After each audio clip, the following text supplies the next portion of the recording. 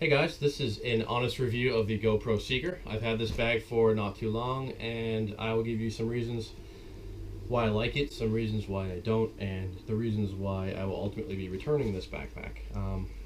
I bought this because I, like many of you, struggle with how to organize my GoPro accessories, especially when I'm on the go, out and about. I've had the Maxpedition Falcon 2 for a while now, and I try to use that to organize my GoPro stuff, whether we go shooting or we're traveling.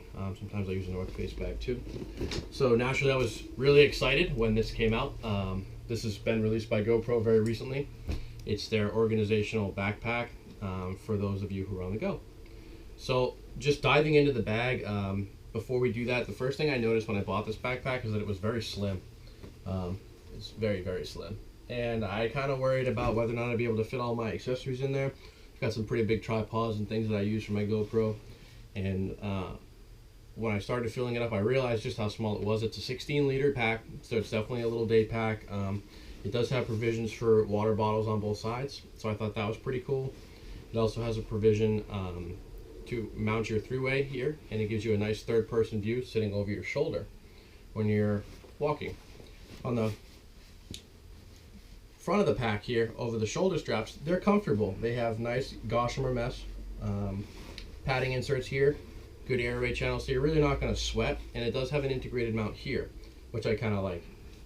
Another feature that this bag has is both a compression strap on the top and a waist strap, albeit it's just to kind of keep the bag in place. It's not really a load-bearing strap. However, the bag is so small that you probably won't be able to get that much weight in there. Anyways, there is a chest mount strap that integrates in here. Anywhere where there's blue, you can see it hooks in, and it just goes right over your chest. It's really nice. The dislikes about this bag, first was the organization just in total. On the top of the bag here, it's divided up into two compartments essentially. And it's got a top piece here where you can put your memory cards. And this is just divided into two pockets here for those of you that are wondering. And it's got a single zipper. It's plastic, so it will not be puncture proof. You could probably put your screws in there and be okay. And this little divider up here where I kept things like my GoPro, my dual battery setup, just for easy access where you're switching out.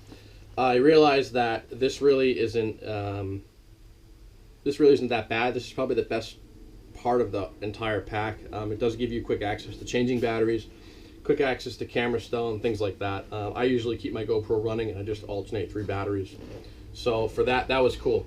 That's one of the reasons why I bought the bag. If you also look here in the zippers, if you want to come in a little closer, you can see here that there's a rain cover here. And what that does is just keep the water and grime out of the zipper. So this, I would recommend this for a day sport. This could be an ATV backpack or a snowboarding backpack. Your equipment's going to stay dry and it's going to be safe. In the main compartment here is where GoPro decided that they wanted to house the chest mount. You pull this out and essentially it's just a mount that locks in. It's all packaged back up because it will be going back. You can see there's instructions there. It does have nice padding, so it's breathable. That's important when you're on the go. Aside from that, they also have a little pocket here that does run the entire length of the pack down to the bottom. You can see my fingers down here. And I just used it for my cables. I'm 100% sure it's meant for an iPad or some type of Android tablet to kind of do some media management or upload on the go. Aside from that, it does have 2 pockets on the inside here. I carried my head strap in one and my GoPro 3-way, which my girlfriend is videoing with right now on the other one. It does have a large elastic loop here. I got really excited because I thought I could put a laptop in here until I realized that my MacBook was never going to look the same when it was scraping up against all my accessories that I have in here. This tripod here is a little big for the bag, and it takes up most of the floor space in the backpack along with the 3-way and my extra hard drive. If you look inside the backpack here, see if I can tip it so you can get some light in there. There are 2 extra, like almost internal water bottle holders. Those are nice for items that are a little big, such as my tripod that don't really fit in there. But they stretch out a little bit. So not at all a bad backpack, just a very small bag. So if you see this online, it's a premium product. It ran me $180 with tax, and I live in Massachusetts. So it's $169 at 6.25% sales tax. So if you live in New Hampshire, this will be a little cheaper, or somewhere else like that. On the front here, you have another pocket. It's got a key keeper here. Keep your keys, It also has a fleece lined section. This is really for your cell phone, or possibly another gadget with a screen that you value, that you want to keep dry. It does have a few extra tabs on the bottom here. This could probably be used for a tripod setup. They did come with a single elastic cord that went in here. It just had the tag with some information on it, but it can be used in conjunction with one of the bottom ones to hold either a tripod. I would try to use it for maybe an extra pouch, like corset with some nylon loop to try to keep a sweatshirt or something. There was no provision to carry anything on the bottom of the pack. So the reason that I'll be returning this bag is it's simply just too small. And at $180 price point, I always look at what you have to protect. My GoPro is right around $400, and so the protection for $200 is a little much for me. Because it's so small, I can't use it as an EDC bag or a travel bag.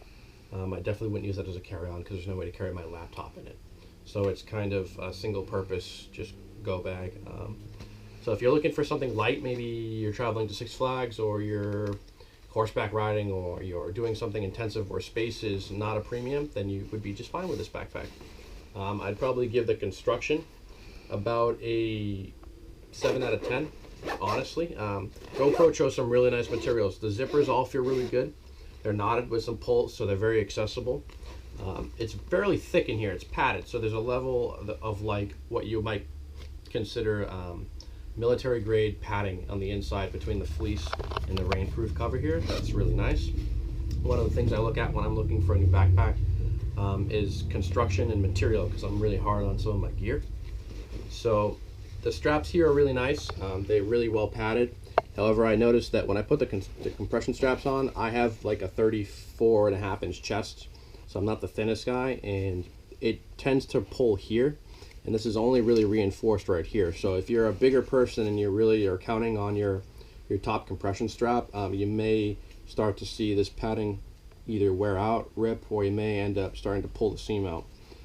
So that was one of the things I looked at. I will probably be looking to replace this bag with either a Maxpedition bag, like a Rifcore or a VanQuest bag, something with a little more organization and a little bit larger capacity. At 16 liters, this just wasn't going to cut it. So that is my review of the GoPro Seeker. And you can kill that video. Good job, Bubby.